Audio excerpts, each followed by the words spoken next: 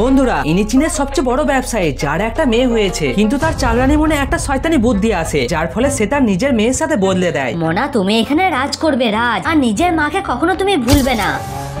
আমাকে কি রানী দেখেছেন? কোনোভাবে আমি ধরা পড়ে যাব না তো? এখানে তোমার জন্য কিছু টাকা আছে, আর তোমার মেয়ের যত্ন নিও। রানী, আপনাকে অনেক ধন্যবাদ। 18 বছর পর একদিকে চাকরে মেয়ে বিলাসবহুল জীবনযাপন করছে, আর অন্যদিকে রানীর মেয়ে ডেলিভারি বয়ের কাজ করে। আরে আরে, এ তো উনি সবচেয়ে বড় ব্যবসায়ী। যদি আমি এনার পার্স ছিনিয়ে নিই, তাহলে আমার জীবন সেট হয়ে যাবে। আমাকে তো এই লোকেশনই পাঠিয়েছে, কিন্তু আমি এখানে কাউকে দেখতে পাচ্ছি না। আমাকে এই বিল্ডিং এ যেতে হবে। আরে চোর চোর, কেউ ওকে ধরো। আরে আরে দাঁড়া বলছি। তুমি ম্যাডাম, এই নিন আপনার পার্স। মেয়ে, ধন্যবাদ তোমাকে। আরে বাবরে, আমি তো দেরি করে ফেলেছি, আমাকে যেতে হবে।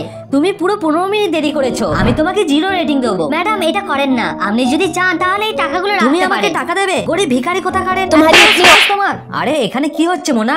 তুমি তোমার অফিসে যাও। তোমার তো আমার জন্যই দেরি হয়েছে। এসো আমার বাড়িতে, আমি তোমাকে এর চেয়ে ভালো কাজ দেবো। ঠিক তখনই চাকরানি তার আসল মেয়েকে বাড়িতে নিয়ে আসতে থেকে ভয় পেয়ে যায়। এ এত ভয় পাচ্ছে কেন? মহারানী কিছু বলার আগেই আমাকে তাকে সত্যিটা বলতে হবে। মহারানী, আপনি কি জানতে পেরেছেন এটাই আপনার আসল মেয়ে? বন্ধুরা, কমেন্ট ফর নেক্সট পার্ট।